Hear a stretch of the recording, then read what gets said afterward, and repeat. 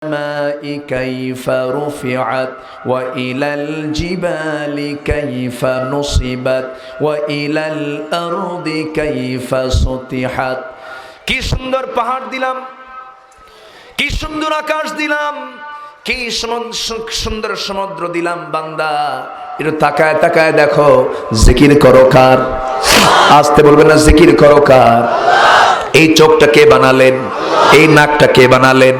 একটা নারীকে দেখে নারীর প্রশংসায় পঞ্চমুখ হয়ে যায়, নারীর জন্য পাগলা হয়ে যায়। ঠিক পাগলা হই না? হ্যাঁ, পাগল তো হতে হবে, না পাগল হলে জান্নাতে হুর পাবেন কেমনে? নারীর প্রতি টান আছে না নাই? যাদের আকর্ষণ নাই তারা পুরুষ না। আকর্ষণ থাকতে হবে, কিন্তু সেটা হতে হবে বৈধ না অবৈধ?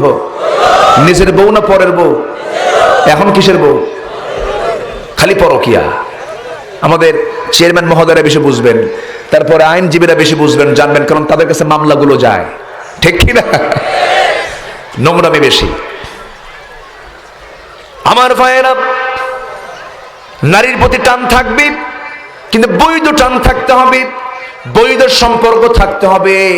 পাপ ছড়বে না, রোগ ছড়বে না, রোগাক্রান্ত হব না আমরা। বৈধ সম্পর্কের বরকত দিয়ে দিবেন কে? অবৈধ সম্পর্কে রোগ দিয়ে দিবেন কে? এইচআইভি রোগ কে দিয়েছেন? এইচআইভি রোগের মূল কারণ হলো অবাধ যৌনাচার করা, জেনা ব্যভিচার করা। এই যে করোনা আসছে, এটার পিছনে আপনি ইতিহাস ঘেটে দেখেন, হয়তো এগুলোই খুঁজে পাওয়া যাবে। সমাজে যত রোগ বাড়বে ভাবতে হবে পাপ বেড়ে গেছে, আর রোগ যদি না থাকে ভাবতে হবে সমাজে কোনো পাপ নাই। জোরে বলি আল্লাহু আকবার। পাপ মুক্ত সমাজ, রোগ মুক্ত সমাজ, পাপ যুক্ত সমাজ, রোগ যুক্ত সমাজ। পাপ মুক্ত সমাজ গড়ার জন্য, রোগ মুক্ত সমাজ গড়ার জন্য পাপ মুক্ত সমাজ গড়তে হবে আমাকে আপনাকে। আমার ভাইয়েরা, আমার বন্ধুগণ, এই যে নাকের ভিতরে ধুলাবালিগুলো ঢোকে, এই ধুলাগুলো আবার বের করে দেন কে? অনেকদিন পর মাঝে মাঝে বান্দার ভিতরে হাঁচি চলে আসে। হাঁচি মারা বোঝেন তো নাকি? হাঁচি কেমনে দেয় দেখছেন? কেমন করে হাঁচি দেয়? কেউ তো পারলেন না, শুধু অভিনয় করলেন। হাঁচি মারা কি সহজ? হাঁচি কেউ দিতে পারে না। হাঁচি কে দিয়ে দেন? আসতে বলবেন না, কে দিয়ে দেন? 10 সেকেন্ড আগেও বান্দা জানে না যে হাঁচিটা কেমনে দেব, হাঁচিটা কখন আসবে। এই হাঁচি আল্লাহর পক্ষ থেকে বড় বান্দার প্রতি রহমত হিসেবে আসে। জোরে বলে সুবহানাল্লাহ। এই জন্য হাঁচি মারতে কি বলি আমরা? জোরে বলেন, আরো জোরে। এই হাঁচি যখন বান্দা মারে, এই হাঁচির গতি হলো, বান্দা যখন হাঁচিটা মারে, হাঁচির গতি হলো প্রতি ঘন্টায় 160 মাইল। 160 মাইল গতিতে বান্দার হাঁচি আসে। এই হাঁচির মধ্যে কি হয়? এই যে নাকে মাস্ক লাগায়, এই যে নাকে কাপড় লাগায়, অধিকাংশ ভাইরাস গুলো নাক দিয়ে মুখ দিয়ে ঢোকে। বান্দা যখন হাঁচিটা মারে, এক হাঁচি মারার সঙ্গে সঙ্গে বান্দার দেহ থেকে 4 থেকে 5 হাজার ভাইরাস আল্লাহ রাব্বুল আলামিন দেহ থেকে বের করে দেয়। কার অবদান? বাঁচাবেন কে? ভাইরাস মুক্ত হওয়ার জন্য চাইতে হবে কার কাছে? সেজদা দেব কাকে? রুকু করব কাকে? জবিরাইল ঠেলবো কার নামে? আল্লাহর নামে। হ্যাঁ, আমরা ভালো না, আমরা ভালো হব। জোরে বলে ইনশাআল্লাহ। নামাজকেও ছেড়ে দেব, নামাজকেও ছেড়ে দেব। বাপ মার সঙ্গে নাফরমানি করব, ছোটদেরকে কখনো উচ্চ আওয়াজে ধমক দিয়ে কথা বলবো, বড়দের সঙ্গে বেয়াদবি করব। এগুলো সব আমাদের হেরে গেছে আজ। নেতা কর্মী নেতাকে মানে না, কর্মী নেতার কাছে জুতা নিয়ে যায়। এরকম আছে না নাই বলেন তো? আছে না নাই? কেউ কাউকে মানে না আজ। এগুলোর মূল কারণটা কি? মূল কারণ কিন্তু একটাই। সেই কারণটা হলো বান্দা আল্লাহর হুকুমটাকে ভুলে গেছে। আমরা নামাজটা ঠিক মতো পড়বো। জোরে বলি ইনশাআল্লাহ। 1 নম্বর জুলুমের কাছ থেকে আমরা বেঁচে যাব। নামাজ পড়লে খুশি হবেন কে?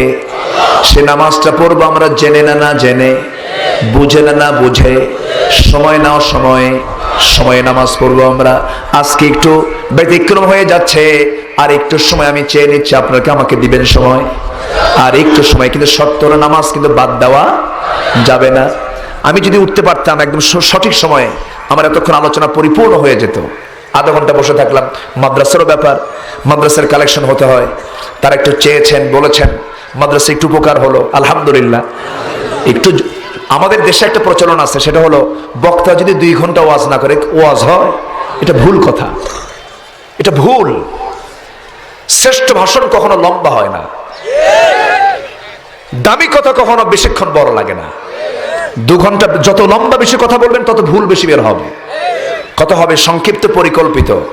বিশ্বনবীর বিদায় হজের ভাষণ ছিল 20 মিনিট। আল্লাহু আকবার। কোনো কথা কি বাদ পড়ছে? বাদ পড়েনি।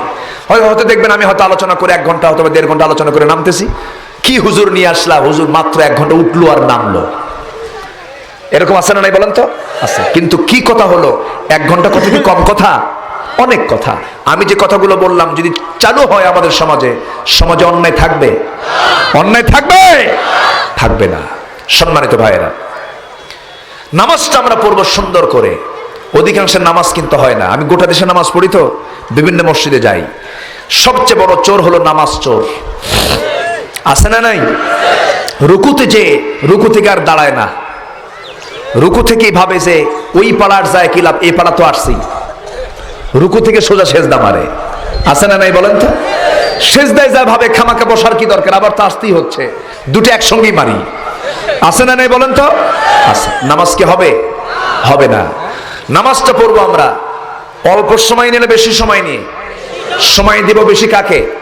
আল্লাহকে। সবচেয়ে কম সময় দিই আমরা নামাজের ভিতরে, ঠিক কিনা?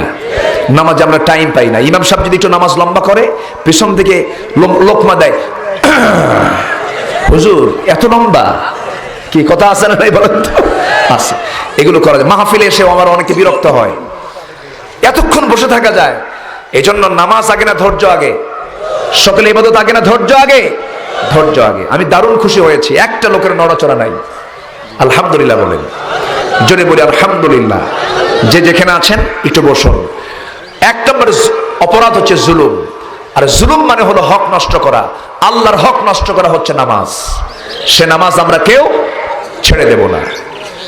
তবে হ্যাঁ, নামাজের মধ্যে আবার মাঝে মাঝে দুনিয়ার কথা মনে হয়ে যায়। নামাজের মধ্যে দুনিয়ার কথা মনে হয় কিনা বলেন? আপনাদের হয় কিনা? মাঝে মাঝে আমার হয়। হয় আপনাদের হয়? আমারও হয়, সবারই হবে এটা। নামাজের মধ্যে দুনিয়ার কথা মনে হলে নামাজ কবুল হবে কিনা এমন একটা চিন্তা এক সাহাবীর মধ্যে চলে আসলো। ওই সাহাবী এসে রাসূলকে না পেয়ে একজন সাহাবী আলীকে পেলেন। আলীকে ডেকে বলছেন, আলী, নামাজের মধ্যে মাঝে মাঝে দুনিয়ার কথা মনে হয়, নামাজ কি আমার কবুল হবে নাকি? হযরত আলী শক্ত ফতোয়া মেরে দিয়ে বললেন, তোমার নামাজ কবুল হবে না, যাও। ওই সাহাবী ভরাক্রান্ত হৃদয় নিয়ে বাসায় ফিরেছেন। নবজি পরে শুনতে পারলেন, রাসূল আলীকে কাছে আস্তে করে ডাক দিয়ে বললেন, আলী, কি ফতোয়া মেরেছ? নামাজের মধ্যে দুনিয়ার কথা মনে হলে নামাজ কবুল হবে না। আমার নবীজি বললেন, ঠিক আছে আলী, এই মুহূর্তে তুমি ওযু বানাও, ওযু বানায়া নামাজে দাঁড়িয়ে যাও। আমি তোমাকে 2 রাকাত নফল নামাজ আদায়ের পর আমার পক্ষ থেকে আমি তোমাকে সুন্দর একটা চাদর উপহার দেব। হযরত আলীর চিন্তার ভিতরে আল্লাহ রাসূল চাদরের চিন্তা ঢুকায়া দিলেন। হযরত আলী ওযু বানালেন, নামাজে দাঁড়ায় গেলেন। নামাজের মধ্যে প্রথম রাকাতটা খুব মনোযোগ দিয়ে নামাজ পড়েছেন। দ্বিতীয় রাকাতে নামাজ পড়তে নিয়ে নামাজের মধ্যেই মনে হয়ে গেল রাসূল জামাকে চাদরটা দিতে চাইলেন। সেই চাদরটা মা আয়েশার ঘরের চাদর না, মা হাফসার ঘরের চাদর। মন চলে গেছে কোথায়? কোথায় গেছে?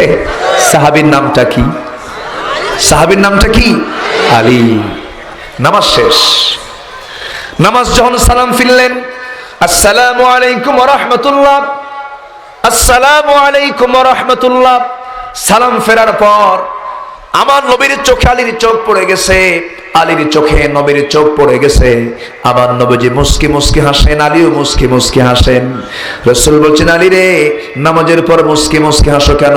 হুজুর, আপনি যেই কারণে আমিও সেই কারণে। সুবহানাল্লাহ। রাসূল বলেন, ফতোয়া মারো না। ফতোয়া মারতেছো, ফতোয়া তো মারছো, নামাজ হবে না, তোমার নামাজ কই গেল? জোরে সুবহানাল্লাহ। আল্লাহ কঠিন, আল্লাহ সহজ। আলহামদুলিল্লাহ বলেন। মেয়েরা শুধু নামাজটা পড়বে আর পর্দাটা থাকবে। মেয়েদের নামাজ এবং পর্দা যদি ঠিক থাকে, আল্লাহর কসম 8টা জান্নাতের দরজা খোলা থাকবে। জোরে বলে সুবহানাল্লাহ। অনেক মা বোন আজকের মাহফিলে এসেছেন, আসছে না? মামুনরা আসছে, এই এক লাইন ওয়াজই যথেষ্ট। নামাজ এবং পর্দা। মার্কেটে যায়, এলাকার মেয়েরা মার্কেটে যায়, মার্কেটে যাক, স্বামীকে নিয়ে যান, ছেলেকে নিয়ে যান, বাবাকে নিয়ে যান, কিন্তু একা যাবেন কেন? আপনি তো সম্ভ্রান্ত, আপনি একা যাবার লোক না। আপনি ডিসির চেয়ে দামি, আপনি এসপির চেয়ে দামি, আপনি মন্ত্রীর চেয়ে দামি, আপনি মা, আপনার মর্যাদা আছে, আপনার সঙ্গে একজন হেল্পার থাকবে। আল্লাহু আকবার বলেন। কিন্তু মেয়েরা বলেন আমি স্বাধীন হতে চাই। কি হতে চাই? আমি পাখানে উঠতে চাই।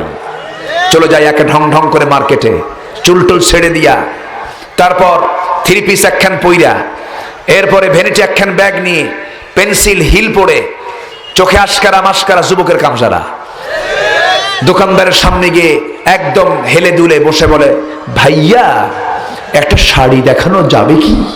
মানে এত সুন্দর করে বলে, মানে মাখরাজ সিফাত, মুত্তাসিল মুনফাসিল, দাড়ি কমা সেমিকোলন কোনোটা বাদ নাই। ঠিক কি না? দোকানদারও কম না। শাড়ি একখান বের করে নিজের গায়ে লটকা দিয়ে বলে, আপা এই শাড়ি কিন্তু আপনাকে দারুণ মানাবে। ওটা আরেক বদমাইশ আছে না নাই?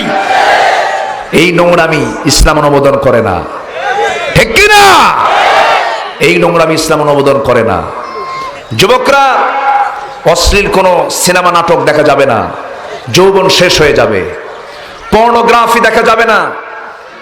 আমরা যে সময় এখন অবস্থান করছি, শেষ জামানায়, এটা শেষ সময়।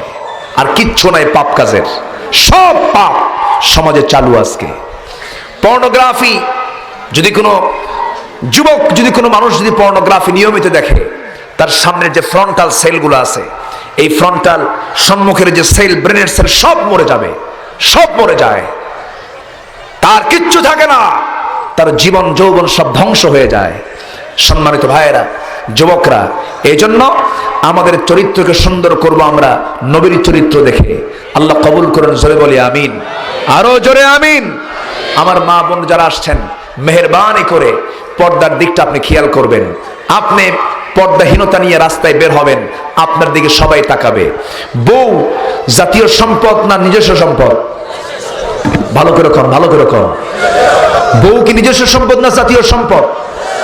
নিজস্ব সম্পদ। অনেকে মনে জাতীয় মনে করে, মনে হয় কারো আওয়াজ নাই। বউ কি নিজস্ব নয়? নিজের, আমার। এটা পৃথিবীর কারো না, নিজের সম্পদ। কিন্তু যারা বউকে হুন্ডার পিছনে সুন্দর করে ডিজাইন করে অর্ধলগ্ন করে সাজায় নিয়া গোটা রংপুর ঘুরে বেড়ায়, ওরা কি নিজস্ব মনে করে না জাতীয় মনে করে? আমিও দেখি, তোরাও হক আদায় কর।